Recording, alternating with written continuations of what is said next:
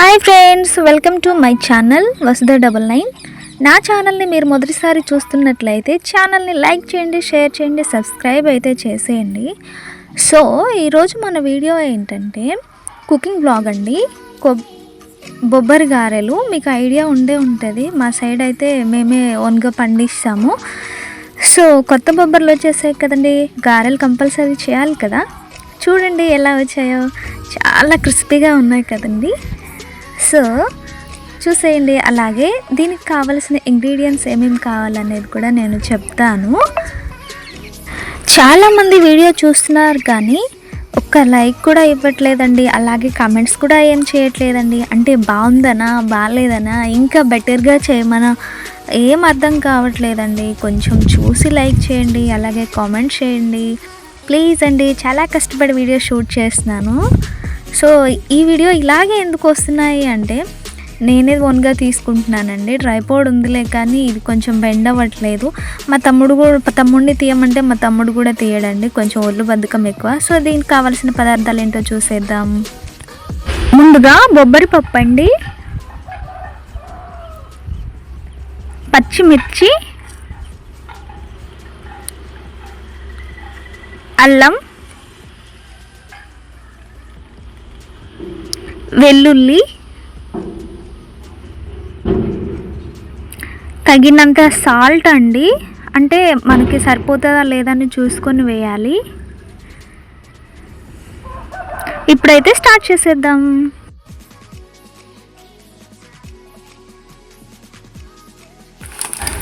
ముందుగా అయితే మనం బొబ్బరి పప్పునైతే తీసుకుందామండి. నేను కొత్త పప్పు ఉందిలే కానీ ఆయిల్ ఎక్కువ పట్టిద్ది అని పాత పప్పు బిఫోర్ లాస్ట్ ఇయర్ ఉంటుంది కదండి, ఆ పప్పు అయితే తీసుకున్నాను.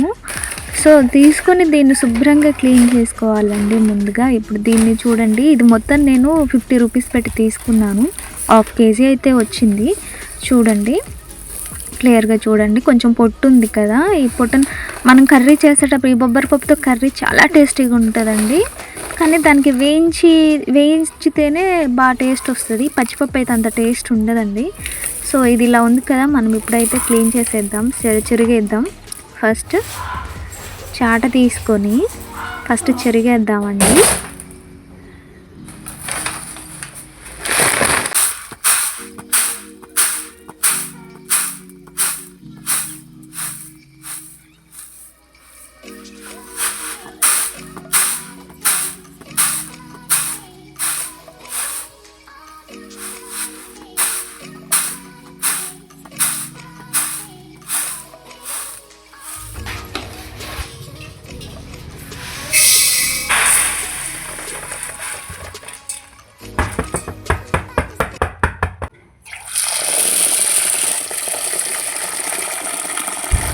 పప్పు చెరిగిన తర్వాత ఒకేసారి నానబెట్టేసేయటమేనండి. ఇట్లా కడిగేసి ఒకసారి పిసికేయాలి, అంటే ఆ పొట్టు మొత్తం రాలిపోతుంది కదా. సో ఇలా రాలిన తర్వాత మనం క్లీన్ చేసేసి చక్కగా నానబెట్టేసేయాలి. నైట్ అంతా నానబెట్టాలండి.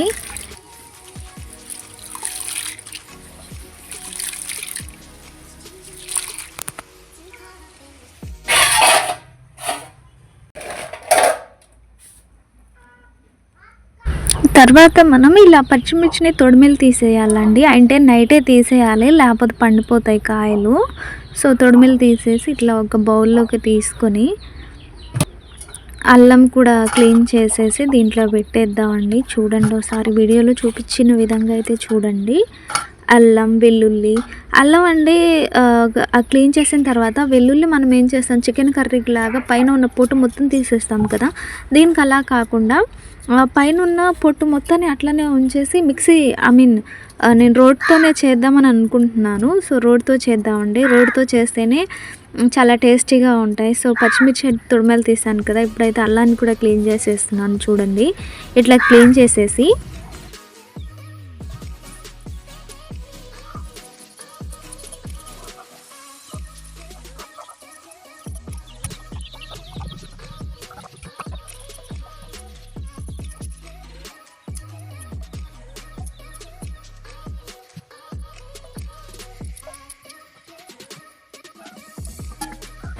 అల్లాన్ని ఇలా ముక్కలుగా కోస్తే ఏంటంటే అండి, మనం రోడ్డుతో నూరుతాం కదా, సో ఇటు అటు వెళ్ళకుండా నూరేటప్పుడు ఇటు అటు వెళ్ళకుండా బయటికి స్టిఫ్గా ఉంటుందని ఇట్లా కట్ చేసి నూరుతానండి నేను. చూసేయండి ఒకసారి. ఇలా ఫుల్ మొత్తం ఆకు వేసేసామనుకోండి తినేటప్పుడు మంచిగా అనిపించదు.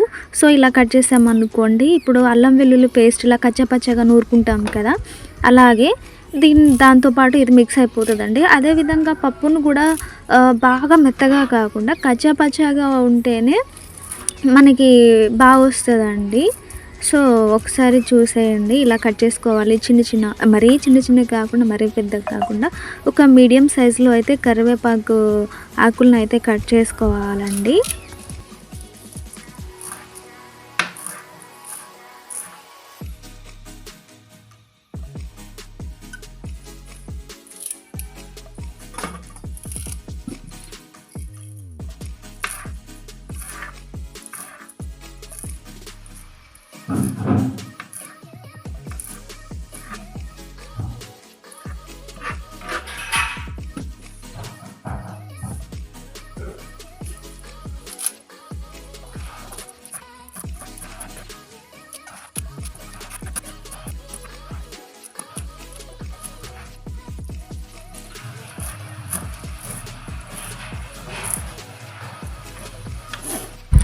ఇప్పుడైతే మనం పప్పుని క్లీన్ చేసుకుందామండి. ఇలా వీడియోలో చూపిస్తున్న విధంగా అయితే క్లీన్ చేసేయండి. దీన్ని పడేయకుండా మనం ఆవులకి కుర్తిలా పెడితే ఇంకా అవి వాటికి కూడా యూజ్ అవుతుంది కదా. సో ఇలా అయితే కడిగేసేయండి. నేను ఇలా కడుగుతున్నాను. కడిగేసి ఇప్పుడు నేను రోడ్డుతో నూరుతాను చూడండి.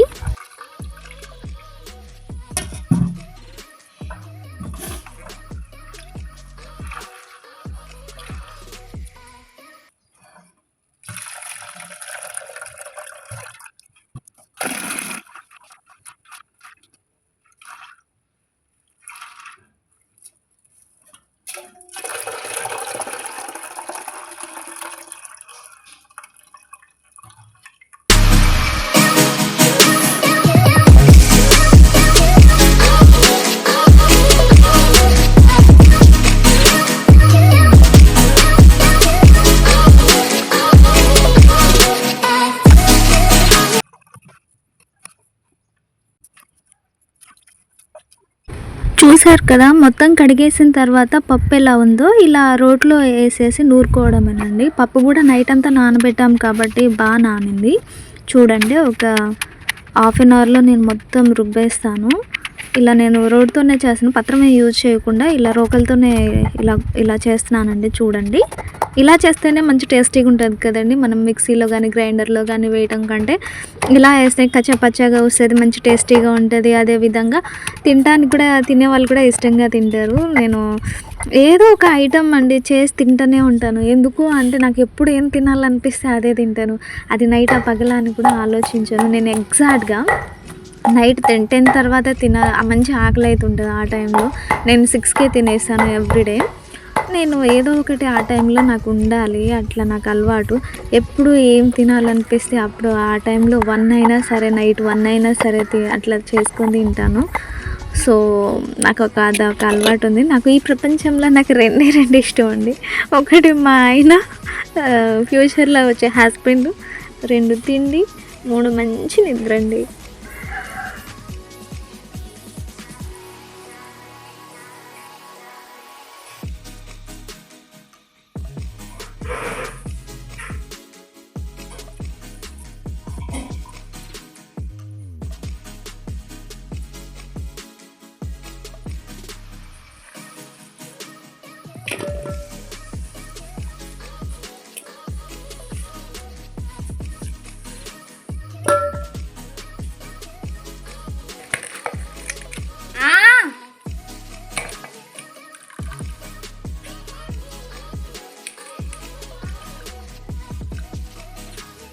ఎప్పుడు జ్యోతి? గంటకు ఉంటుంది.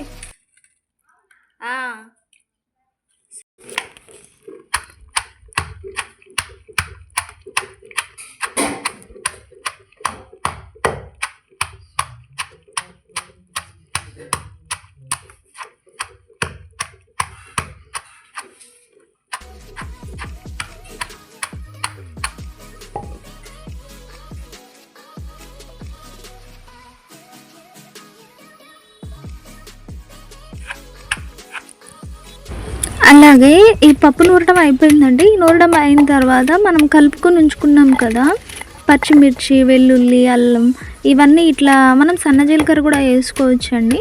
సో నేను మర్చిపోయాను వేయటం. సో ఇట్లా అయితే రుబ్బుకోవాలండి. చూడండి ఒకసారి.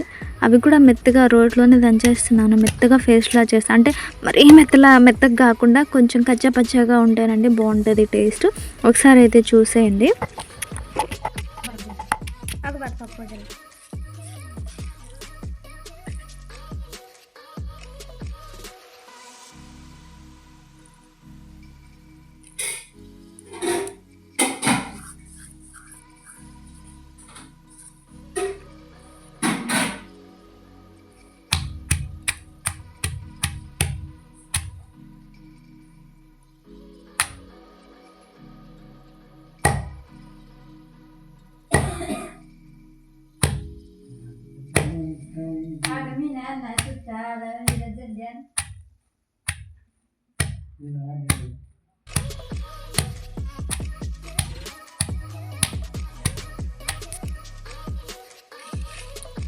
నేనైతేనండి ఫస్ట్ అయితే మొత్తం ఆల్ మిక్స్డ్ అయితే నూరాను. తర్వాత ఓన్లీ పచ్చిమిర్చి వేసి నూరాను. కనిపిస్తుంది కదా డిఫరెన్స్. సో ఇప్పుడు ఆ పప్పుని వీటిలో కలిపండి మిక్స్ అయితే చేసేయాలి. ఫస్ట్ అయితే నేను సాల్ట్ యాడ్ చేస్తున్నానండి. తగినంత సాల్ట్ చూసేయండి. సాల్ట్ తగినంత వేసుకోవాలి. మనం నంచుకోవచ్చండి. అంటే టేస్ట్ చూస్తూ నేను పెట్టుకోవచ్చు. మరి చూసేద్దాం. ఫస్ట్ సాల్ట్ వేసానండి. తర్వాత సరిపోలేదని మళ్ళీ వేస్తున్నాను. సరిపోదేమో అని కలిపిన తర్వాత ఇలా బాగా మిక్స్ చేసేయాలి. పిండంతటికి పట్టేలాగా చూసేయండి. ఇలా ముద్దలా కలుపుకుంటున్నాను కదా. ఇంకోటి ఏంటంటే మనం పప్పు రుబ్బేటప్పుడు అంటే వాటర్ అసలు యాడ్ చేయకండి అసలు. ఎందుకంటే మనం కడిగేసిన దాంట్లో ఇది వాటర్ ఆల్రెడీ వచ్చేస్తూనే ఉంటుందండి. ఇలా వాటర్ యాడ్ చేయకుండా చూసేయండి. ఇట్లా వాటర్ అయితే అసలు యాడ్ చేయొద్దు. ఆ పప్పుకే చాలా వాటర్ ఉంటుంది. ఒకసారి ఆ వాటర్ యాడ్ చేయకుండా ఇలా కలిపేసేయండి. తర్వాత అయితే నేను ఇప్పుడైతే ఉప్పు వేసేసాను కదండి.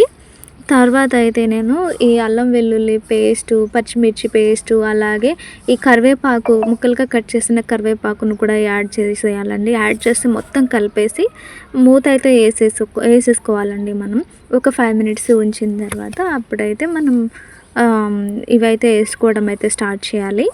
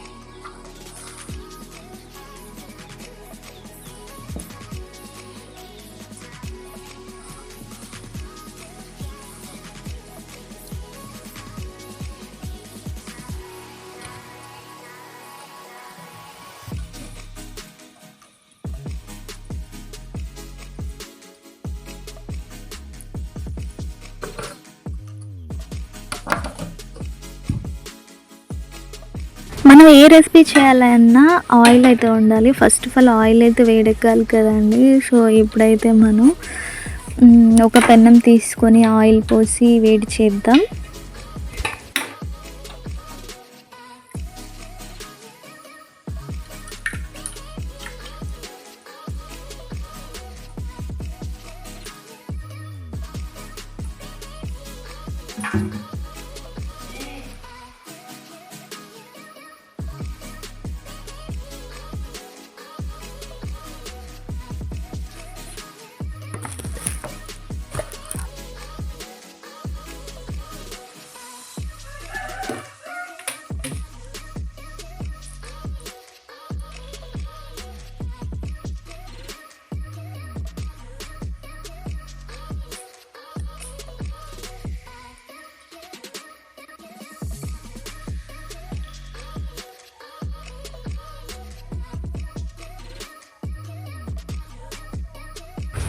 సో ఇప్పుడైతే ఆయిల్ అయితే వేడైపోయిందండి.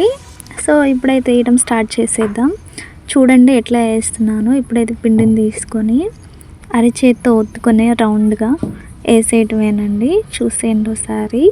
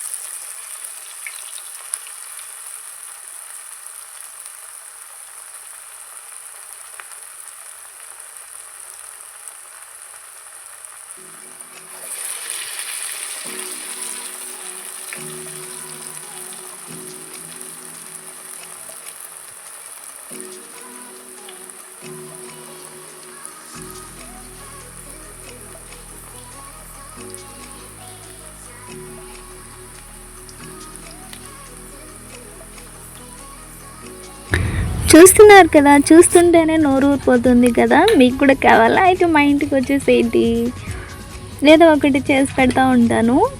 చూడండి ఎంత క్రిస్పీగా ఉన్నాయో, చూస్తుంటేనే తినేయాలని అనిపిస్తుంది. సో చూడండి ఎంత బాగా వస్తున్నాయో.